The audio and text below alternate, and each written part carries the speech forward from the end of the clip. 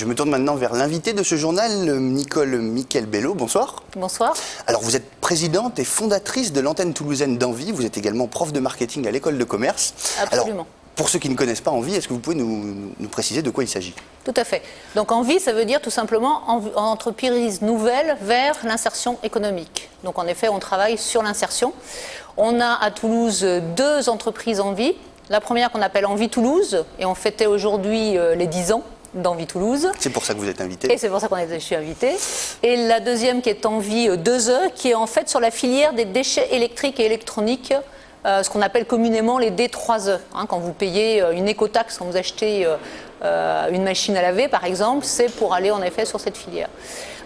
Donc si je parle d'abord d'Envie Toulouse, en fait on a un triple objectif. Un, c'est favoriser en effet l'insertion des personnes en difficulté, qui sont soit RMistes, soit au RSA, soit demandeurs d'emploi, en leur donnant une expérience professionnelle, une formation et un accompagnement professionnel. Sachant qu'on est une entreprise d'insertion par l'économique, ça veut dire que les salariés qui sont en contrat d'insertion chez nous ont un vrai salaire et un vrai contrat. Et que l'objectif, c'est qu'en passant 2 ans chez nous, ils puissent sortir pour retourner dans la vie active. Pour vous donner un exemple, on a eu sur ces 10 dernières années 270 personnes en contrat d'insertion qui sont passées sur les 2 structures. Et la moitié ont trouvé soit un emploi, soit une formation diplômante. On va revenir, oui, quand on va parler de l'anniversaire donc des 10 ans, mais pour les personnes qui seraient peut-être intéressées pour rejoindre votre... Alors il faut passer par le Pôle emploi ou par les organismes sociaux, et nous on travaille avec eux et c'est eux qui nous adressent les différents CV. Il n'y a pas d'autre moyen, on ne peut pas postuler directement? Ils peuvent toujours le faire, mais ce n'est pas la meilleure façon en effet de postuler pour pouvoir rentrer.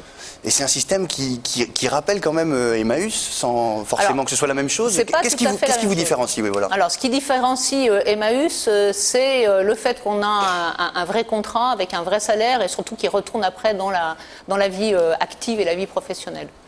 C'est, me semble-t-il, la chose la plus importante.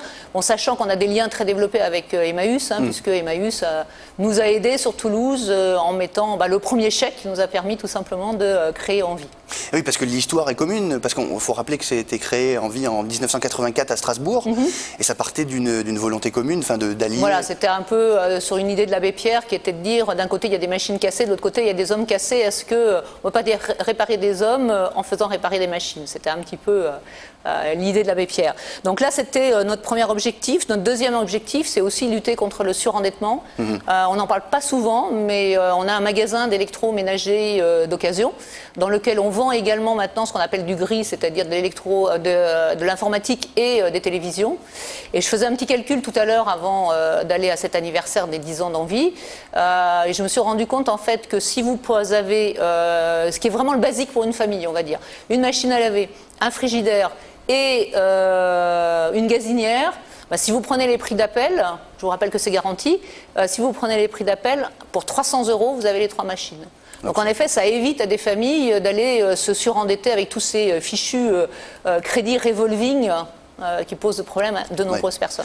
Et le troisième métier, donc notre troisième objectif, c'est en effet contribuer à la protection de l'environnement, puisqu'on va réduire le volume d'électroménager qui va être éliminé en décharge, et on va travailler sur le recyclage du gros électroménager, la dépollution du froid et des appareils de télévision. Donc ça, c'est les 3 objectifs d'Envie Toulouse. Alors je crois que vous cherchez d'ailleurs des bénévoles. Oui, on cherche toujours des bénévoles pour être administrateur.